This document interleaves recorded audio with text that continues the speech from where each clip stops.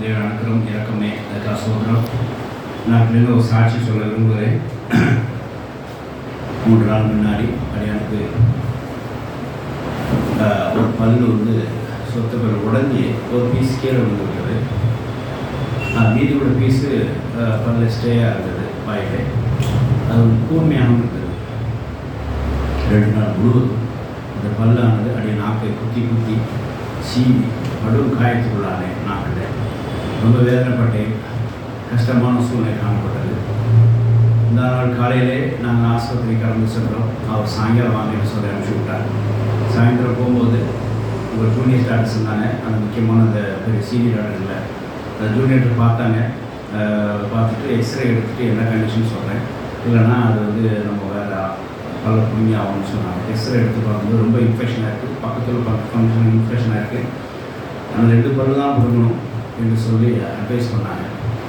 ஏன்னா சங்கடம் தான், 5 பல்லு போயிடுச்சு, இன்னும் 2 பல்லு போனால் எப்படி சாப்பிடுறது? அது 2 நாள் நீங்கள் எதாவது கெட்டது வழி பாருங்கள், முதல்ல அந்த வேதனையை ரிலீஸ் ஆகுது வழி பாருங்கள், 2 பல்லு எடுக்கிறதுக்கு எப்போ பண்ணலாம்னு சொல்லி கேட்டார். நான் சண்டே ஆராதனை ராத்திரி நடந்த சம்பவம். சண்டே ஆராதனை இருக்குது, நான் அதை ப்ரீச் பண்ணணும், அது திறக்காமல் என்ன இருக்க முடியாது. அதனால் நீங்கள் ஏதாவது இப்போதைக்கு ஒரு பெயின் கில்லர் மாதிரி கொடுங்க, நான் 2 நாள் சமாளிச்சுட்டு சண்டே ஈவினிங் உங்களுக்கு பார்க்குறேன் அப்படின்னு சொன்னேன். அதாவது சண்டே ஈவினிங் இருக்க மாட்டோம், மண்டே ஈவினிங் வாங்க, 3 நாளைக்கு உங்களுக்கு பெயின் கில்லரும் ஆன்டிபயோட்டிக் கொடுக்குறேன், நீங்கள் அதை வச்சு மேக்கப் பண்ணிக்கோங்க அப்படின்னு சொல்லி அனுப்பிச்சி விட்டாங்க. நான் சொல்லிட்டு போகும்போது ஒரு வார்த்தை சொன்னார், ரொம்ப நாளைக்கு காலை வலி போகலை அப்படின்னா சீனியர் டாக்டர் நம்பர் கொடுத்து நீங்கள் பேசுங்க, அவர் வேறு ஆன்லைன் ப்ரிஸ்கிரிப்ஷன் கொடுப்பாங்கன்னு சொல்லி ஒரு ஐடியாவை கொடுத்து நான் அனுப்பிச்சி விட்டார். சனிக்கிழமை காலையில் நேற்று காலையில் ரொம்ப வேதனைப்பட்டேன். வெள்ளிக்கிழமை நான் இந்த வழியினால இங்கே ப்ரேயர் பண்ண வர முடியாமல் போயிடுச்சு, அது கடைசியாக போயிடுச்சு. அப்புறம் சனிக்கிழமை நேற்று எப்போது மதியம் 12 மணிக்கு ஜெபம் பண்ணும்போது கர்த்தரை கேட்டேன், ஆண்டவரே இதை நான் திறம்பட செய்ய வேண்டும், இந்த காரியத்தை எனக்கு ஒரு சரீரத்தில் எப்படி ஒரு சிக்கல் இருந்துச்சுன்னா நான் எப்படி நாளைக்கு ஆராதனை செய்ய முடியும், துணை செய்ய மாட்டேதே என்று சொல்லி கர்த்தர் கொடுத்த பதில் என்ன தெரியுமா? கர்த்தர் கொடுத்த பதில் நல்லா கேட்டுக்கோங்க. சரியாயிடும் போயிடும் அப்படிங்கிற வார்த்தையை தான் நம்ம எல்லாம் எதிர்பார்த்து ஜெபம் பண்ணுவோம். கர்த்தர் கொடுத்த பதில் என்ன? சாயங்காலம் நீ ஆலயத்துக்கு ஜெபம் பண்ணு கர்த்தர் சொன்னார். ஹல்லேலூயா. நான் என்னோட ப்ரோக்ராம் பிரகாரம் நேற்று சாட்டர்டே நைட்டும் ஈவினிங் வரக்குள்ள ரெஸ்ட் எடுக்கணும், காலை ஸ்ட்ரெயிட்டாக இங்கே வரதான் பிளான். சாயங்காலத்துக்கு நீ சாயங்காலம் ஆலயத்தில் நீ ஜெபம் பண்ணணும்னு சொல்லி கர்த்தர் சொன்னாங்க. சரி, அப்போ இது ஒரு கீழ்ப்படிதலாக இருக்குதுன்னு சொல்லி நானும் ஒத்துக்கிட்டேன். அப்புறம் அந்த காரியங்கள்லாம் சரியாக அமைக்கப்பட்டது. சாயங்காலம் எப்போ ரொட்டீன் நான் மெக்கானிக்கல் செய்கிற வேலை செய்கிறேன். 5 மணிக்கு நான் எதுக்கும் துணையாக விமல் நீங்கள் வைத்துக்கொள்ளலாம்னு சொல்லி கால் பண்ணேன். விமல்கிட்ட பேசி முடிச்ச உடனே என் நாக்கு அப்படி துடித்து உங்களுக்குள்ள நீங்களாம் ஒரு மாதிரி ஆகிப்போச்சு. அதாவது ஒரு தலை சுற்றுற ஒரு அனுபவத்துக்கு வந்துட்டேன். ஏன்னா அந்த அளவுக்கு நான் பெயின், ஆனால் அவருக்கு தெரியாது நான் பெயினில் பேசினேன்னு, அந்த அளவுக்கு ஒரு பெயினில் பேசினேன். ரொம்ப கஷ்டமாக போச்சு. உடனே நான் என்னால் முடியலை அப்படின்றத நான் கன்ஃபார்ம் பண்ணிட்டேன். இதுக்கு மேலே நம்ம இது அடுத்த சீரியஸ் ஆக்ஷன் எடுக்காமல் சங்கடமாயிடும் அப்படின்னு சொல்லிட்டு, சரி கர்த்தர் சொல்லுறதான் ஆலயத்துக்கு போவோம் அப்படின்னு சொல்லிட்டு கர்த்தர் எனக்கு ஒரு வசனத்தை ஊற்றி கொடுத்தார். அது ஏன் கர்த்தர் சாயங்காலம் ஆலயத்துக்கு போவோம்னு சொன்னார் அப்படின்னு சொன்னால், அந்த 18 வருஷமாக பாடு உள்ள ஸ்திரீ தன்னுடைய பாடு நிமித்தமாக இயேசுவை தொட்டார். தொட்ட உடனே அங்கே வல்லமை புறப்பட்டது, அவர் சுகமானார். கர்த்தர் சொன்ன வார்த்தை என்ன தெரியுமா? உன் விசுவாசம் மகளே, உன் விசுவாசம் ரசித்தது, உன் வேதனை நீங்கி சுகமாயிருப்பாக. ஒரு வசனம் மட்டும் வாசம். ஹல்லேலூயா.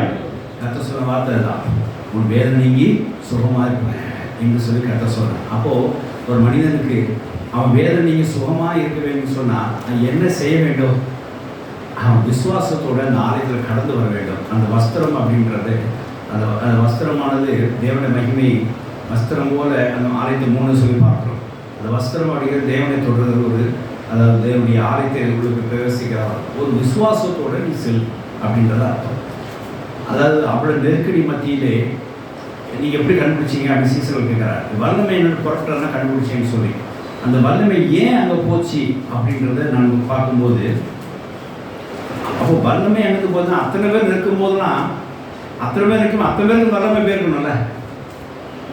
இயேசுவை நெருக்கணும் எல்லாத்துக்கும் என்ன செய்யணும்? வசதி தொட்டிருப்பாங்க, ஆனால் என்ன செய்ய வல்லமைங்க பேருக்கணும். ஆனால் இவளுக்கு மட்டும்தான் நான் வல்லமை போனதே நான் கர்த்தர் எனக்கு வெளிப்படுத்தினான். இவளுக்கு மட்டும் ஏன் போச்சு அப்படின்னா, அவளுக்கு ஒருத்தி தான் அந்த விசுவாசம் அவளுக்கு இருக்குது. ஹல்லேலூயா.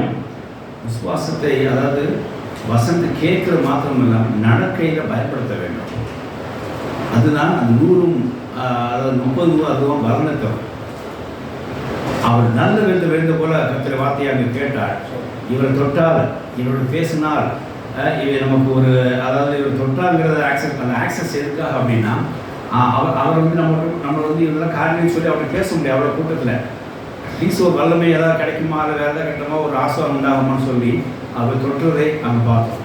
கர்த்தர் சோத்திரம் உண்டாத வல்லமை அவர் புறப்பட்டு அவரை பெரிய ஒரு வேதனைக்கு சுகமாக இருக்க கட்ட வாசிக்கலாம்.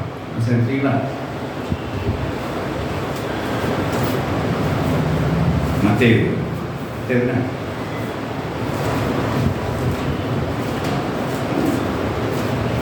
பெரும்பாலும்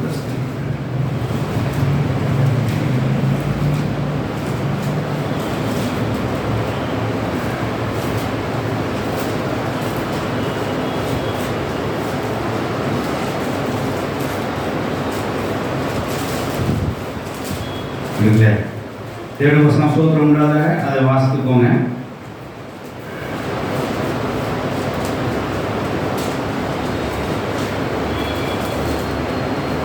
அந்த பெரும்பாலும் சரி விசுவாசத்தோடு தொற்று நிமித்தமாய் அந்த வல்லமை அங்கே பெற்றுக்கொண்டார்.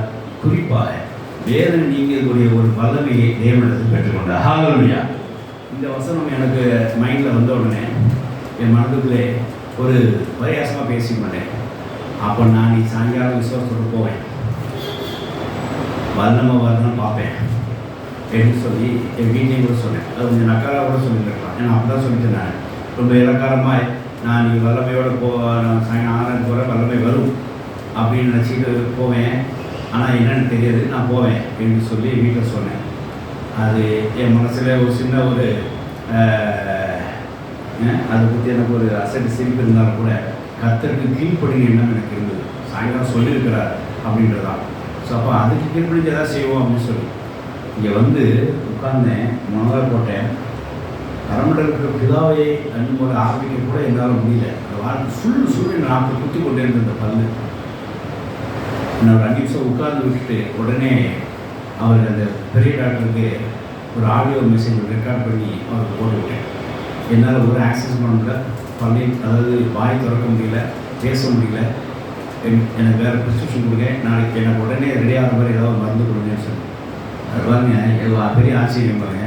அந்த டாக்டர் எனக்கு கால் பண்ணினார். ஹல்லேலூயா. என்ன பிரச்சனை உங்களுக்கு கேட்டார்.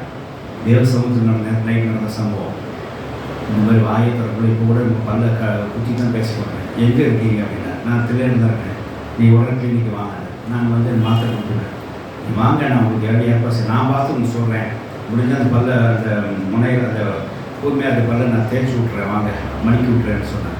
உடனே ஜெபத்தை முடித்து கொண்டு நான் வீட்டில் ப்ரிஸ்கிரிப்ஷன் எடுத்து கொண்டு நான் அங்கே ஆஸ்பத்திரிக்கு போயிருந்தேன். 3 to 5 மணி நேரம் அந்த நைட்டே என்னை படுக்க வைத்தார். பார்த்தார், லைட் அடிச்சு பார்த்தா ஒரு பெரிய மிஷினை கொண்டு வந்து கரெக்ட் இருந்து அந்த ஷார்ப்னிங், அதாவது அந்த ஷார்ப்பாக இருக்கிற பல்லை உடனே மணிக்கி விட்டார். ஹல்லேலூயா. அவர் வெட்டின அடுத்த நிமிஷமே பல்ல உடைச்ச அடுத்த நிமிஷமே பெரிய விடுதலை கற்றுத்தார். ஹல்லேலூயா. உடனே வாய் கூப்பிடிக்கும் போது பல்லு கீழே விழுந்தது. உடனே சார் வந்துருக்கு சார் அப்படின்னேன். அவர் உடனே அவருக்கு ஒரே சந்தோஷம். இப்போ கம்ஃபர்டபுளாக இருக்கீங்களா? கம்ஃபர்டபுள், நல்லா பேசலாம், நல்லா பேசணும். பாருங்க, இதெல்லாம் நான் பேசவே இல்லை அவங்க வரும்போதுனேன். அது ரொம்ப சந்தோஷமாக இருந்துச்சு. ரொம்ப அதாவது எவ்வளோ ஆயிரம் நீங்கள் பணம் வெறும் 100 rupees தான். ஹல்லேலூயா. 100 ரூபா வாங்கிட்டே நான் சொல்கிறேன். ஹல்லேலூயா. 5 to 6 நான் நங்கலை. உடனே வந்தேன், வீட்டுக்கு வந்து வல்லமை இருந்துச்சு. எங்கள் வீட்டில் சொன்னேன், சின்ன பிள்ளை வர புதுக்கின்னு நினச்சிட்டு இருக்காரு. உண்மையிலே வல்லமை இருந்தது. ஹல்லேலூயா. நீங்கள் விசுவாசத்தோடு தேவனுடைய சன்னிதானத்திலே முழங்காப்படி ஜபிக்கும் போது நிச்சயமாக வரும்.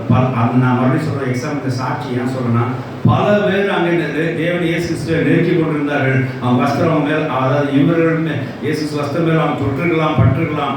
ஆனால் வல்லமை ஒருத்தருக்கு தான் போச்சு.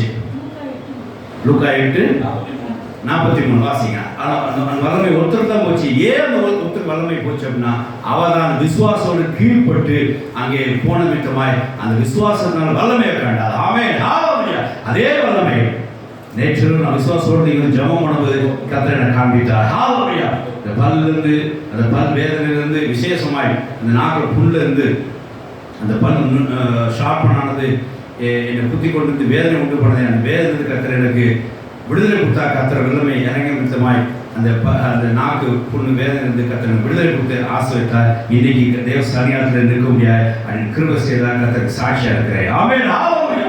கர்த்தருக்கு சாட்சியா நிற்க செய்வதற்காக கர்த்தர் நன்றி செலுத்துகிறேன். வாசிக்கிற வசனம். என்னிலிருந்து வல்லமை புறப்பட்டதை அறிந்திருக்கிறேன். ஆதலால் ஒருவர் என்னை தொட்டதுண்டே என்றார்.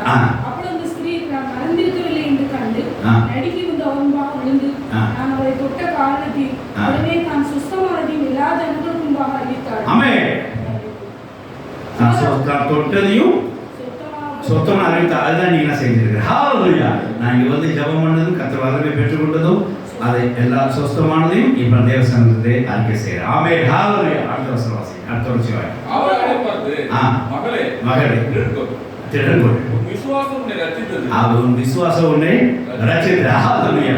அந்த சோத்தை கர்த்தர் நம்மள தான் வச்சிருக்கிறார். அந்த விசுவாசம் திடன்கொள்ளும் முதல்ல ஏன் இப்படி நாளைக்கு யார் நடக்கும் போவோம், ஏன் நடக்கும், நல்ல நடக்கும், தைரியமா திடன்கொள் என்று சொல்லி கர்த்தர் சொன்னார். ஒரு விசுவாசம் ரட்சித்தன்னு கர்த்தர் சொன்னார். அடுத்தது சமாதானத்தோட போ. சமாதானத்தோட போனார். அங்கிருந்து கிளம்பும்போது இயேசு சொல்ல வார்த்தை சமாதானத்தோட போ. கர்த்தர் உன்னை பலப்படுத்துவார். ஒரு பெரிய அதிசயம் வாழ்ந்த நான் வந்து ஆவிக்கிற வாழ்க்கையில் இது பெரிய ஒரு அச்சாரமாக எடுத்துக்கொண்டேன். கர்த்தர் நினைச்சா என்ன வேணாலும் செய்யலாம் அப்படின்றதா, அவர் சித்தத்தை செய்யலாம் அப்படின்றத நான் உணர்ந்து கொண்டேன்.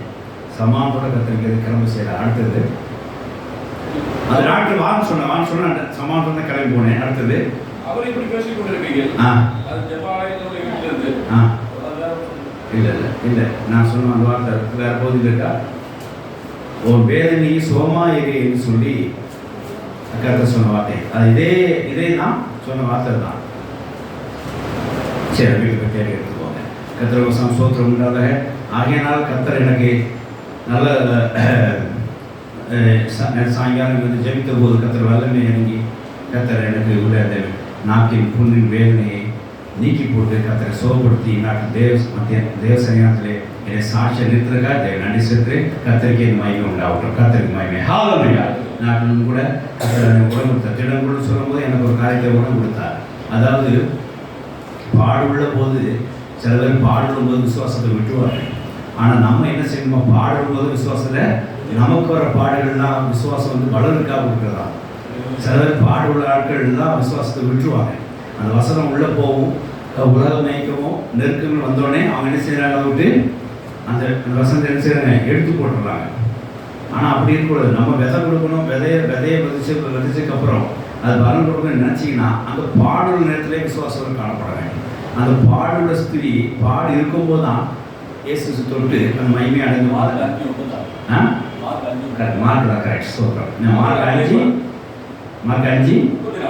5:34 வாசிக்கலாம். அவர் அவளை பார்த்து மகளே உன் விசுவாசம் உன்னை ரட்சித்தது. மகளே உன் விசுவாசம் ரட்சித்தது. சமாதானத்தோட போய் உன் வேதனை நீங்கி சுகமாய் இருப்பதாக. நீ ஒரு வேதனை நீங்கி சுகமாய் இரு என்றார். ஆமென். ஹalleluya. ஹாத்துக்குள்ள ஒரே சொல்றதா. ஹalleluya. ரொம்ப சந்தோஷப்பட்டேன். கர்த்தர் வசனம் ஸ்தோத்திரம் உண்டாக. ஆண்டவர் சன்னிதானத்தில் வார்த்தை அறிவிப்புன்னு சொல்லி நான் திட்டம் போட்டுக்கொண்டேன். ஒரு வேதனை நீங்கி சுகமாக இருப்பாய். பாடு உள்ள போது நாம் இருந்து இந்த சாட்சிகளை நீங்கள் கற்றுக்கொள்ள வேண்டியதுனா நாம் கற்றுக்கொள்ள வேண்டியதுன்னா பாடு உள்ள போது தான் இன்னும் விசுவாசத்தை நீங்கள் வளர வேண்டும். ஹalleluya. கர்த்தர் கொடுக்குற பாடே இந்த கர்த்தர் சேர்ந்து பாட ஆரம்பிச்சிருக்காருன்னா இருக்காது. அது விசுவாசத்தில் வளரணும் அப்படின்னு இருக்காதான். தேவனுடைய வசனம் ஸ்தோத்திரம் உண்டாக. அந்த 18 வருஷம் பாடு எப்போ முடிந்தது தெரியுமா? 18 வருஷம் பாடு எப்போ முடிந்தது? விசுவாசத்தில் வரும்போது முடிந்தது. ஹalleluya. அந்த 18 வருஷம் பாடு எப்போ முடிந்தது? விசுவாசத்தோடு நீங்கள் இயேசுவை தேடும் போது அந்த பாடு முடிவடைது. ஹalleluya. நான் விசுவாசத்தோடு இடத்துக்கு வரும்போது தான் எனக்கு அந்த பாடு என்னுடைய நீங்கிட்டு. ஹalleluya. அந்த வேதனை நீங்கிட்டு. பாடு பார்த்தோம்னா பாடோட சேர்ந்து ஒரு வேதனை வரும். புண்ணு இருந்தால் தாங்கிக்கலாம்.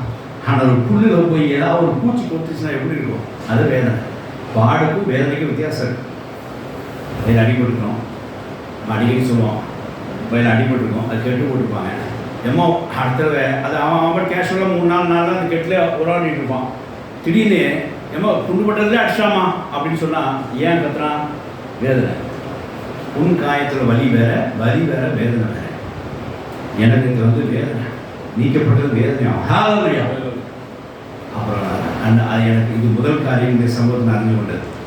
ஒரு பாடுகள் முடிவடையும் அப்படின்னா நீங்கள் இயேசு விசுவாசம் வந்து நிற்கும் போது அந்த வல்லமை வெளிப்படும், அந்த பாடுகள் உங்களுக்கு முடிவடைஞ்சிடும். ஹalleluya. நான் திருப்பி சொல்கிறேன், உங்கள் பாடுகள் முடிவடைய வேண்டும் என்று சொன்னால் 12 வருஷமா அந்த ஸ்திரீக்கு பாடுகள் எப்போ முடிவடைந்தது என்று பார்க்கும்போது உங்கள் பாடுகள் முடிவடைய வேண்டும் என்று சொன்னால் நீங்கள் விசுவாசத்தோட இயேசு தேடி வந்து அவர் அணுகும் போது, அவர் ஆலயத்தை வந்து அணுகும் போது, அவர் சொல்ற கேட்கும் போது தேவ வல்லமை வெளிப்பட்டு, இயேசு வல்லமை வெளிப்பட்டு அந்த பாடுகள் முடிவடையும். ஹalleluya. உன் மகளே திடன், உன் விசுவாசம் உன்னை ரட்சித்தது, உன் வேதனை விசுவமாய் இரு. ஆமென். ஹalleluya என்று இயேசு சொன்னார். அப்படியே எனக்கு கர்த்தர் நேற்று வரப்பட்ட ஆசீர்வாதத்துக்காக நன்றி செலுத்துறேன். அடுத்தது 2வது விஷயம் இது நான் பர்சனலாக ஆரோக்கிய வாழ்க்கையில் என்னோட ஆரோக்கியம் கற்றுக்கொண்டு என்ன அப்படின்னா, ஊழியத்திலே வல்லமை ஒரு ஆதாரம். ஹalleluya. நாம் விசுவாசத்தில் ஒரு வல்லம். இப்போ இதில் என்ன கற்றுறோம், முதல் இந்த பாயிண்ட்ல செய்தி என்ன அப்படின்னா, விசுவாசத்தில் ஒரு வல்லமை நீங்கள் காணலாம், ஆனால் பாடுக்கு அடிச்சு ஒரு முடிவை நீங்கள் கொண்டு வரலாம். இது முதல் பாயிண்ட். 2வது பாயிண்ட் என்ன தெரியுமா, இந்த வல்லமை நீங்கள் காணுவது தான் ஊழியத்திலே ஒரு ஆதாரம். நாளை காலை எப்படி நடத்த போகிறோம் அப்படிங்கிறது ஒரு காரியம் இருக்கும்போது, ஊழியத்தை செய்வோமா என்ற ஒரு காரியத்தை இருக்கும்போது அந்த வல்லமை தான் எனக்கு ஒரு ஆதாரை காமித்தது. ஹalleluya.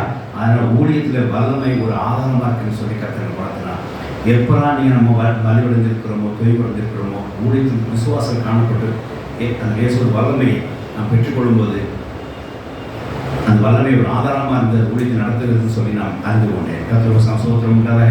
அதனால் ஊழியத்திலே வல்லமை ஒரு ஆதாரமாக இருக்குன்னு சொல்லி நான் கற்றுக்கொண்டாக நன்றி செலுத்துகிறேன். கர்த்தர் இந்த வார்த்தையை எனக்கு கொடுத்து உற்சாகப்படுத்துறதுக்காக சோத்திரம் செலுத்துகிறேன். கர்த்தர் அப்படியே நாட்களில் கூட என் வேத நீங்கி நாட்களில் தேவசனியாத்தை வழிபட்டலை நீக்கத்தக்க சாட்சி தக்கதாக கர்த்தர் நிறுத்தினக்காய் கர்த்தருக்கு நன்றின்னு சொல்லி கர்த்தருக்கு சோத்திரம் சொல்லி சாட்சியை கர்த்தர் இயேசு நாமத்தில் மகிமை கண்டு கொடுத்துக்கிறேன். ஆமென். ஹalleluya. ஹalleluya. ஸோ சபையா சாட்சி